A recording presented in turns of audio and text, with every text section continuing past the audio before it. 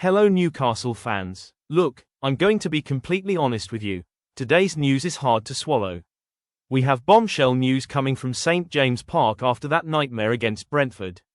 The situation reached its breaking point, and what was said afterwards caused a shock throughout the club. We're not just talking about a bad result. We're talking about a moment of brutal honesty that could signal a major shift in Newcastle United's future. The tension in the stadium was something we haven't felt in a long time, and the man in charge has just made such a raw, direct statement that it leaves no room for debate. Is this the turning point we didn't want to see? I'm going to reveal exactly what was confessed behind the scenes and why the CEO's presence at the match changes everything. But before I tell you everything, do me a big favor, click the subscribe button and activate the bell right now. Newcastle fans deserve the truth, and I'm here to deliver it to you every day.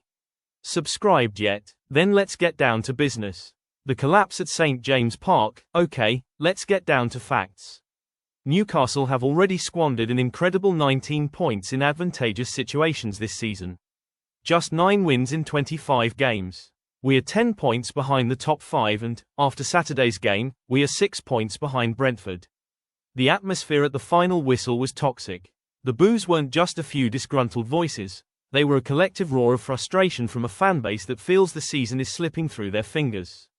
And there, watching it all, was our CEO, David Hopkinson. The pressure isn't just rising, it's reached a critical point. When the fans turn against the team and the board is watching, the manager has nowhere to run. But instead of making excuses about injuries or fatigue, Eddie Howe made a statement that left everyone stunned. The brutal reality of HOWE, the bombshell is this. Eddie Howe has officially admitted that he is failing at his job. In a brutally honest confession after the match, he didn't blame the players or the fans. He said, and I quote, "There's a harsh reality for me. I'm not doing my job right." He took full responsibility for the disastrous defense, admitting that he arrives at 6 a.m. every day and leaves late at night, but it's still not enough.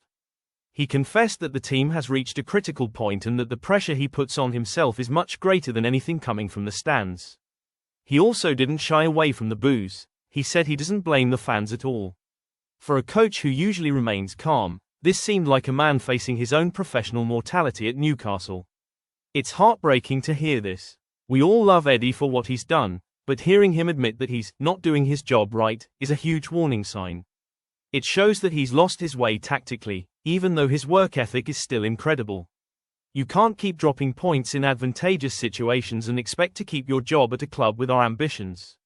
He's a man of integrity, but integrity doesn't win points. But I want to hear from you, Newcastle fans.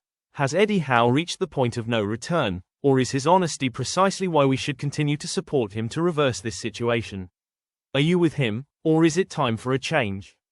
Leave your comments below. And look, if you want to know the second the board makes a decision about Howe's future, make sure you're subscribed and have notifications turned on. I'll be back as soon as the news is released.